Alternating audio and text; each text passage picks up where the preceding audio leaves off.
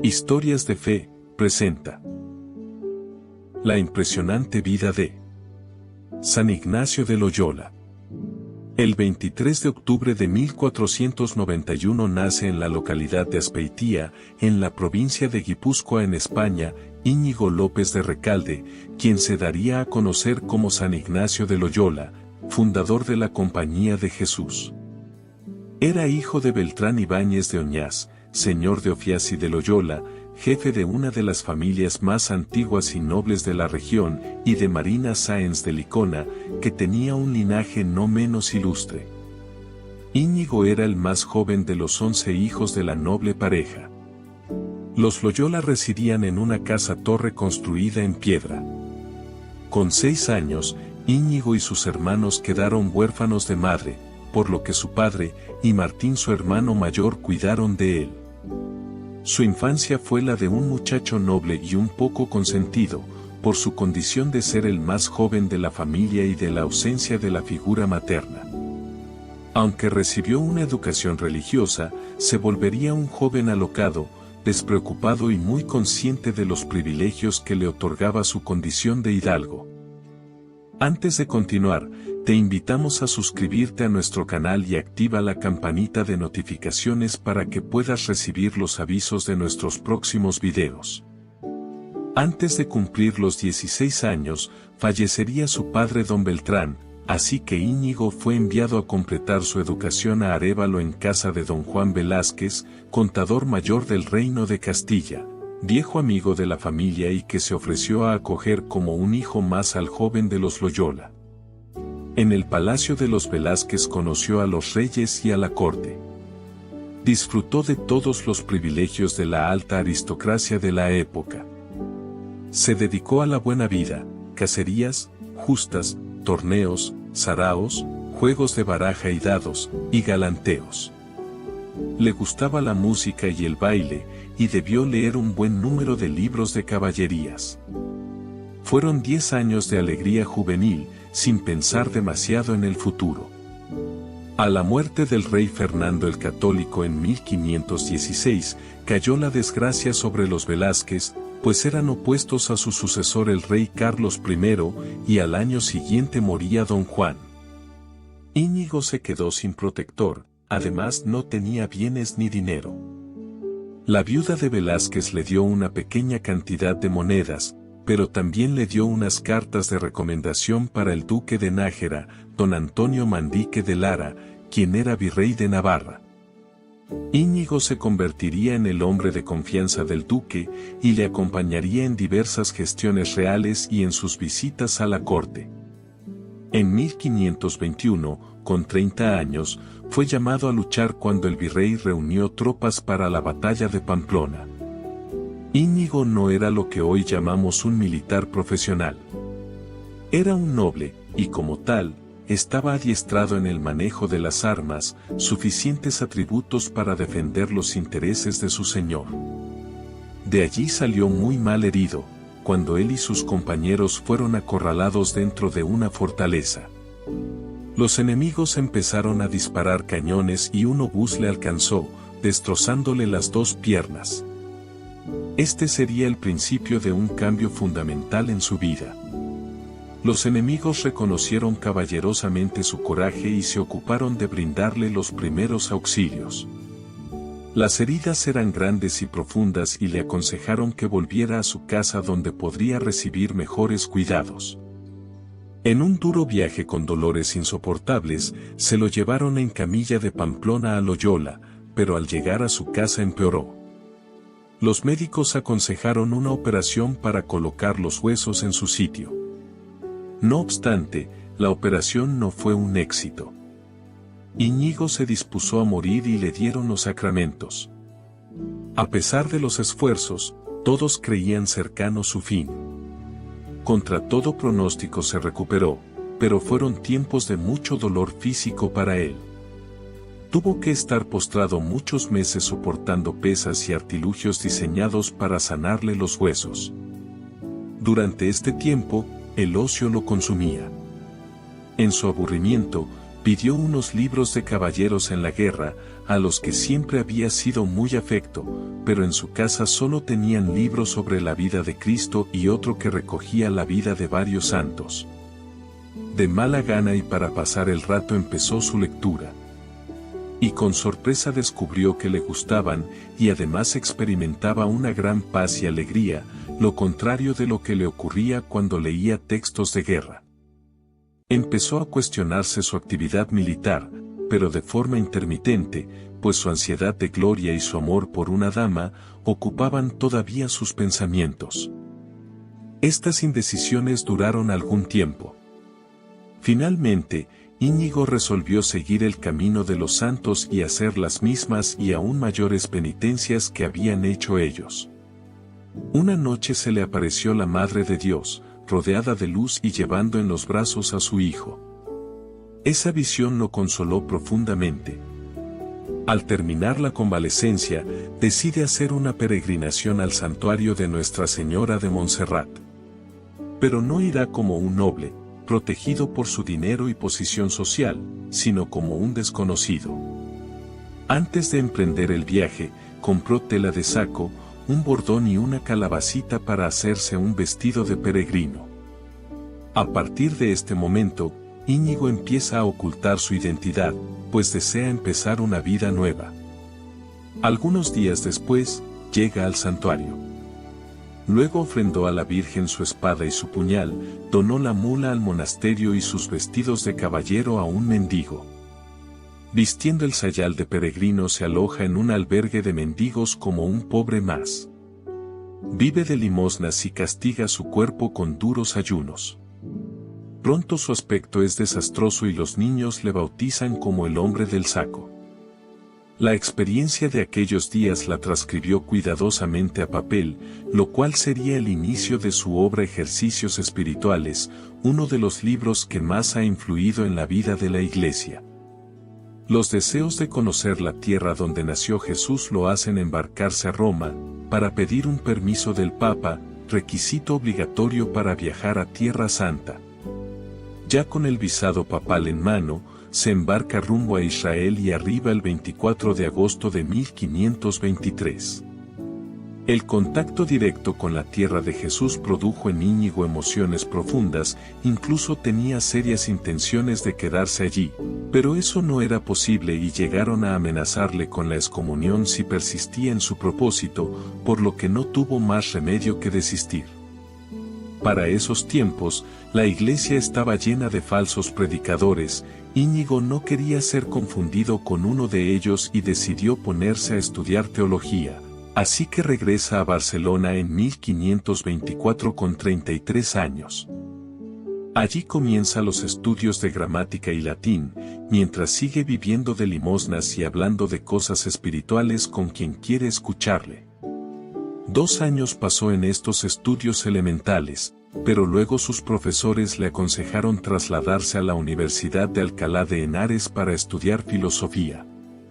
La estancia de Íñigo en Alcalá, no obstante, fue muy agitada porque tuvo que afrontar varios procesos con la Santa Inquisición, primero por su indumentaria, pues no gustaba a los inquisidores que, sin ser religioso, llevara algo parecido a un hábito, y una sentencia le obligó a cambiar de atuendo. Después hubo otro proceso que fue más serio, pues estuvo encerrado 42 días. Los inquisidores tenían dudas sobre su obra Ejercicios Espirituales que le predicaba a sus oyentes, y a pesar de que la sentencia fue absolutoria, a Íñigo le cuesta someterse, pues ha descubierto que su experiencia espiritual ayuda a los demás. Acude personalmente al arzobispo de Toledo y éste le aconseja que no siga en Alcalá y que continúe sus estudios en Salamanca, más tranquila y menos controlada por la Inquisición.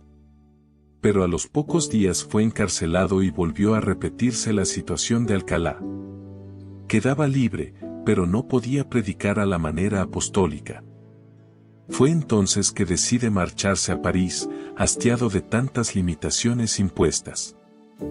En 1528 llega a París para completar sus estudios, y en 1533 se recibiría como doctor en filosofía y con avanzados estudios de teología. pero mientras estudiaba, continuaba viviendo de limosnas. Poco a poco, en la medida que se daba a conocer con sus prédicas y sus acciones, empezó a recibir donativos. Además, en periodo de vacaciones hacía colectas a los comerciantes españoles por Holanda e Inglaterra, pudiendo costearse su estancia en la Universidad de la Sorbona. Sus compañeros de cuarto en el colegio mayor donde reside son los primeros en querer unirse al proyecto de Íñigo. Ellos son Pedro Fabro, quien acababa de ordenarse sacerdote, Francisco Javier, Diego Laínez, Alfonso Salmerón, Nicolás Bobadilla y el portugués Simao Rodríguez. Todos adoptan el mismo deseo, ayudar a los demás e ir a Tierra Santa para evangelizar a aquellas gentes. Su ideal era predicar en pobreza y vivir en grupo como los apóstoles. El 15 de agosto de 1534 se reúnen los 7 en la iglesia de Montmartre para sellar su compromiso. Oficia la misa Fabro, y todos hacen voto de pobreza, castidad y peregrinación a Jerusalén. Además, se pondrían a las órdenes del Papa. Así se gestó el embrión de la futura Compañía de Jesús. A partir de ese momento Íñigo se hace llamar Ignacio. La salud de Ignacio no es la mejor. Está pagando los excesos en la pobreza y las penitencias. Los compañeros, de acuerdo con el médico, le fuerzan a que haga una cura de descanso pues necesita reponerse, y lo mejor es su tierra natal, y después de 13 años, Ignacio vuelve a su casa madre. Muy distinto era este hombre que llega a Loyola en el verano de 1535 de aquel otro Íñigo que conocían sus paisanos. En contra del parecer de su hermano Martín, se hospeda en el albergue de los pobres. Se dedica desde el primer momento a enseñar el catecismo a los niños. Vive pobre, atiende a los marginados de su tiempo, mendigos, enfermos, prostitutas, niños y ancianos abandonados. También resolvió numerosos conflictos, cosa que haría por el resto de su vida. En octubre de 1535 se despide de su familia y embarca para Venecia. Sus compañeros de París habían quedado de acuerdo en que se reunirían en Venecia 2 años más tarde para intentar hacer el viaje a Jerusalén. Mientras esperaba la llegada de ellos, se dedicó a completar sus estudios de teología y, como siempre, a hacer el bien a todos los que encontraba. Entretanto, dio los ejercicios espirituales a varias personas, logrando aumentar el grupo de seguidores.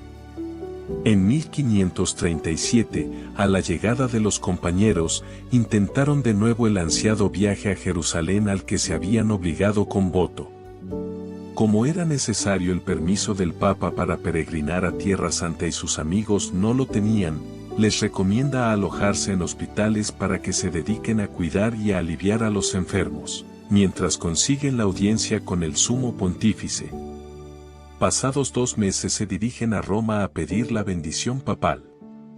Obtienen el deseado permiso y además la autorización para ser ordenados sacerdotes. Volvieron contentos con tales nuevas a Venecia, pero no todo fue fácil, pues aquel año ninguna nave de peregrinos zarparía para Tierra Santa. En otoño de 1537 se ordenaron todos y celebraron la primera misa, excepto Ignacio, tal vez porque confiaba en decirla en la tierra de Jesús. Pero cierto día, orando en la capilla de la Estorta, a unos 15 kilómetros de Roma, Ignacio tuvo una experiencia espiritual profunda. Sintió que Dios le decía, «Os seré propicio en Roma». Ignacio comprendió que Dios quería que le sirviera en Roma, y desistió al instante de su propósito de ir y quedarse en Tierra Santa. Lo primero que hacen en Roma Ignacio y sus compañeros es ponerse a disposición del Papa Pablo III, quien les encomendó tareas pastorales en la misma Roma. Las misiones que les va dando el pontífice plantean una cuestión. Deben permanecer unidos, y para ello fundar una orden religiosa, o serán más libres si no tienen vínculos estables entre ellos. Dedicaron largos meses a la oración y la reflexión de este tema y finalmente decidieron constituirse en orden religiosa. El Papa dio su aprobación verbal y un año más tarde, el 27 de septiembre de 1540, la confirmó por escrito. Ignacio fue elegido superior y aunque se resistió, no tuvo más remedio que ceder ante el voto unánime de sus compañeros. Se dedicó entonces a escribir las constituciones y a dirigir los primeros pasos de la Compañía de Jesús. El grupo tuvo un crecimiento espectacular y el Papa empezó a encargarles misiones cada vez mayores y más complicadas. Los compañeros de Ignacio parten para diferentes lugares y países: Fabro a Alemania, Bobadilla a Nápoles, Rodríguez a Portugal, Javier a la India, Laínez y Salmerón al Concilio de Trento. Pero antes de separarse convinieron en que si alguien les preguntaba quiénes eran, responderían: somos los compañeros de Jesús. Es el nombre que les pareció más adecuado, ya que su ideal era parecerse a los apóstoles y discípulos, viviendo en desprendimiento, fraternidad y libertad. Ignacio ejercería el cargo de superior de por vida y con autoridad absoluta, sujeto en todo a las decisiones de la Santa Sede. El santo pasaría el resto de su vida en Roma, consagrado a la colosal tarea de dirigir la orden que había fundado. En 1550, con ayuda de San Francisco de Borja, los jesuitas construyeron el Colegio Romano. San Ignacio hizo de aquel colegio el modelo de todos los otros de su orden, y se preocupó por darle los mejores maestros y facilitar lo más posible el progreso de la ciencia. El santo dirigió también la fundación del Colegio Germánico de Roma, en el que se preparaban los sacerdotes que iban a trabajar en los países invadidos por el protestantismo. En la vida del santo se fundaron universidades, seminarios y colegios en diversas naciones. Durante los 15 años que duró el gobierno de San Ignacio, estuvo dirigiendo la compañía desde su celda en Roma y fue ordenando todo lo que había ido creando. Da consejos, anima, orienta y escribe. Y escribe mucho: cartas, instrucciones para los que están lejos. Y culmina la redacción de las constituciones de la Compañía de Jesús. La compañía creció y pasó a tener miles de miembros, y se extendió en 9 países europeos, además de la India y Brasil. Pero no por eso deja de atender a las necesidades de los pobres, enfermos o perseguidos, porque eso es la mayor gloria de Dios. En el tiempo que regentó la compañía, el santo había estado enfermo varias veces y siempre se recuperaba, por lo cual, a nadie le causó alarma cuando enfermó una vez más, pero esta vez no se repondría. Se cree que padecía desde hace algunos años de una grave enfermedad asociada a la vesícula. El 31 de julio de 1556, con 65 años, moriría en su celda en Roma. Hoy en día, la obra iniciada por San Ignacio de Loyola ha asumido a la educación como parte en la misión evangelizadora de la Iglesia. Sus centros ofrecen a la sociedad una clara inspiración cristiana y un modelo de educación liberadora y humana. En 69 países la compañía tiene 231 instituciones de educación superior, 462 de secundaria, 187 de primaria y 70 de profesional o técnica, en las cuales estudian aproximadamente 3 millones de alumnos y laboran más de 130.000 laicos y casi 4.000 hermanos jesuitas. Además, existen casi 3.000 centros de redes educativas que atienden a las clases más desfavorecidas de varios países del mundo. En la actualidad, los jesuitas presentan 16.378 miembros, de los cuales 11.785 son sacerdotes ordenados, siendo la mayor orden religiosa masculina católica hoy en día. Su actividad se extiende además de lo educativo, a los campos social, intelectual, misionero y de medios de comunicación católicos. Los restos de San Ignacio de Loyola fueron inicialmente sepultados en la iglesia de Santa María della Strade, posteriormente serían trasladados a la iglesia del Gesù, sede de la compañía. San Ignacio de Loyola fue beatificado el 27 de julio de 1609 por el Papa Pablo V y canonizado el 12 de marzo de 1622 por el Papa Gregorio XV. La Iglesia Católica celebra su festividad el día 31 de julio. Si esta historia ha sido de tu agrado, y quieres conocer la biografía de otros santos, te invitamos a que conozcas la inspiradora historia de San Juan de Dios. Si te ha gustado este video te invitamos a que lo compartas.